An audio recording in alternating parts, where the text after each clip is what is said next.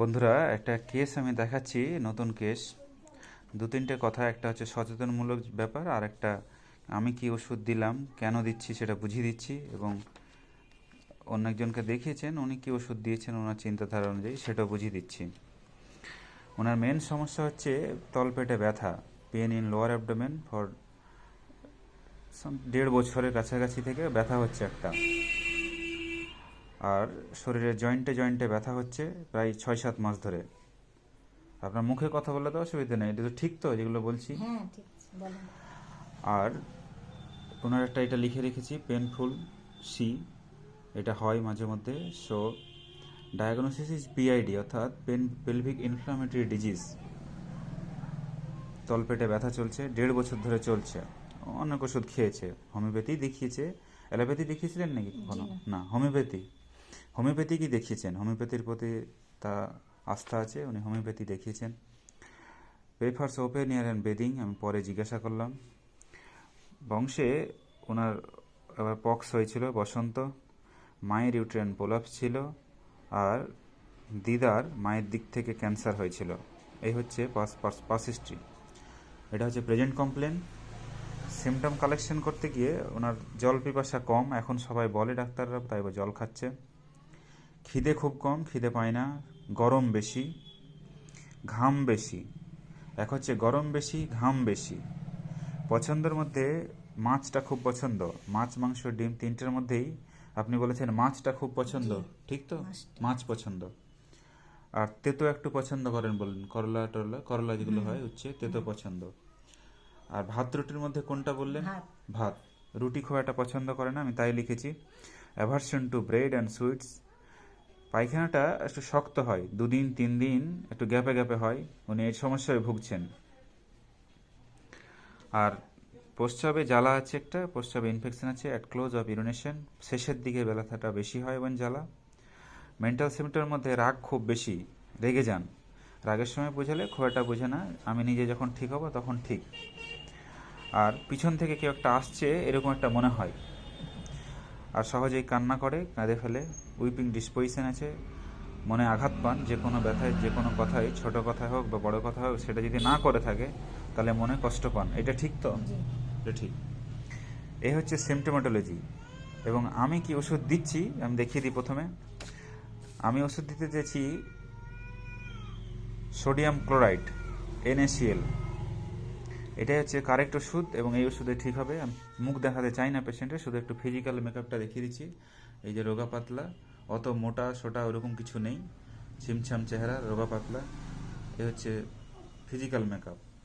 এবং সিমটোমেটোলজি হচ্ছে আমার ন্যাক্টামিউরকে ইন্ডিকেট করছে, কারণ এরকম ব্যথা, পেনফুল কয়েশন, মোলস আছে, পেফার্স বেদিং, চান করতে চাই, হট পেশেন্ট, ঘাম বেশি, ন্যাক্টামিউরের ঘাম বেশি, মাছ পছন্দ করে, তেতো পছন্দ করে ন্যাক্টামিউর। খিদে খিদে কম, অলসো ন্যাক্টামিউর কভার করে। খিদে বেশিও কভার করে, কমও কভার করে।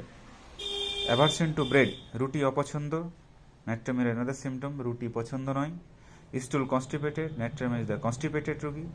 ইউরিন বার্নিং, ইরিটেবল, রাগ বেশি, ন্যাট্রামিউর।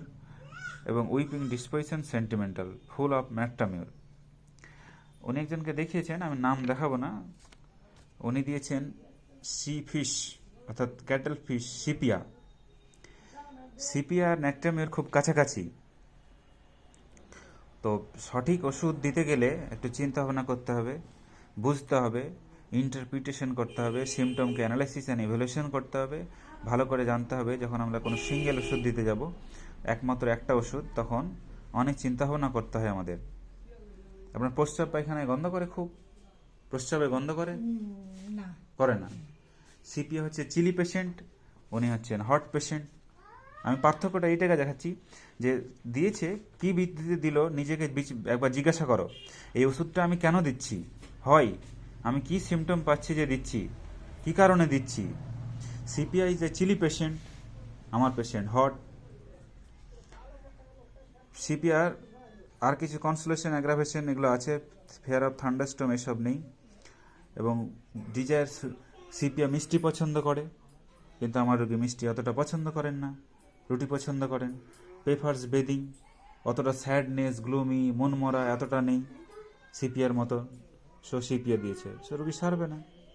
এই 3-4 লাইনের কেস টেকিং কী লিখেছে, মাইল্ড না কি লিখেছে, কিন্তু রাগ বেশি। যা লিখেছে সব উল্টো, আমি জাস্ট ইন্টারপ্রিটেশন করলাম, সব কিছু উল্টো সিমটম, যা লিখেছে উল্টো। এটা দেখালাম। আরেকটা জিনিস সচেতনমূলক যেটা ব্যাপার, বিভিন্ন জায়গায় বিভিন্ন এতে সবাই রিপোর্ট করেন, এখানে রিপোর্ট, ওইখানে রিপোর্ট, এই গলিতে ওই গলিতে। এখন রিপোর্ট সেন্টার খুলেছে সব, ইউএসজি সেন্টার, ব্লাড সেন্টার। আমরা ভালো মন্দ বিচার করি সব রিপোর্টের প্রতি। উনি একটা রিপোর্ট করেছেন একটা জায়গা থেকে, এই যে ভিশন না কি নাম আছে, কোথায় আছে জানি না এটা। ও রিপোর্টটা করেছে 29শে জুন এই বছরেই, মানে 6 মাস হলো। রিপোর্টে কি লিখেছে, কিডনিতে পাথর, ভালো কথা। ইউট্রাসে দেখাচ্ছে ফাইব্রয়েড অর্থাৎ টিউমার 17x16 মিলিমিটার। আর ওই যেটা বললাম সাবসেরাল ইন্ট্রাইউটেরিয়ান ফাইব্রয়েড, এন্ডোমেট্রিয়াল ক্যাভিটিতে ফ্লুইড আছে, জল জমে গেছে। তার সঙ্গে পিআইডি যেটা আছে সেটা লিখেছে। এটা করেছে 29শে জুন। তারপরে এরপরে এটা রিপোর্ট, এরপরে করেছে রিপোর্ট নভেম্বরে। এর মধ্যখানে খুব যে একটা ওষুধ খেয়েছে তা নাই, একবার এখানে ওষুধ খেয়েছে। এই 27শে নভেম্বর 24 এই রিপোর্টে, এটা হচ্ছে আমাদের বিআরডিসি এই রিপোর্ট। এদের রিপোর্টটা আমরা যতটুকু জানি বিশ্বস্ততা ভালো করেন। এই একটাই কিছু নেই, ইউট্রাসে কিছু নেই, normal. Endometrial cavity normal, no focal lesion normal. তার মানে এই রিপোর্ট ভুল। এত তাড়াতাড়ি এত এতে এই ফাইব্রয়েড যাবে না। আর ফাইব্রয়েডের সিমটম হচ্ছে প্রচণ্ড ব্যথা করবে, মাসিক খুব দীর্ঘদিন ধরে হবে, কিন্তু ওনার মাসিক কম, স্ক্যান্টি। আপনার দীর্ঘদিন 6 দিন 7 দিন ধরে 8 দিন ধরে চলছে এরকম তো নয়, না, 3 দিন। তার মানে 3 দিন, তাও কম হচ্ছে, স্ক্যান্টি। সো ফাইব্রয়েড থাকলে মাসিক বেশি হবে, মেনোরেজিয়া হবে, প্রচণ্ড ব্যথা হবে, ইরেগুলার মেনস্ট্রুয়েশন হবে, কিন্তু ওনার রেগুলার হচ্ছে। আগের মাসে অনেক কম হয়েছিল, কিন্তু এই মাসে ঠিক হচ্ছে, একটু কমের ভাব বেশি, স্ক্যান্টি মেন্সেস। ব্যথাটা তো সেরকম খুব নেই, না। ব্যথা নেই, তাহলে এত তাড়াতাড়ি সেরে যাবে না, এখানে কিন্তু নেই।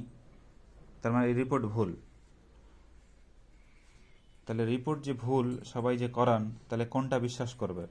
রিপোর্টের উপর বেশি বিশ্বাস হয়ে গেলে খুব মুশকিল আছে আমাদের এখানের, যে কোন রিপোর্ট কই করছে না করছে, খুব সমস্যা। রিপোর্টের উপর বিশ্বাস করলে খুব সমস্যা, যে কি লিখছে, কারণ তার উপর চিকিৎসা করবে, তার উপরে ডাক্তার বলবে এটা করতে হবে, ওইটা করতে হবে, সেটা করতে হবে, এটা ভুল পথে নিয়ে যাবে পেশেন্টকে।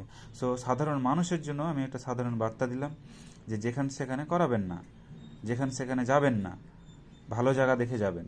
যেতে বারণ নাই, কিন্তু আমাকে না দেখালে অন্য কাউকে দেখাবেন, অন্য কাউকে না হলে অন্য কাউকে দেখাবেন, কিন্তু ভালো জায়গায় যাবেন, ভালো জায়গা থেকে করাবেন রিপোর্টগুলো।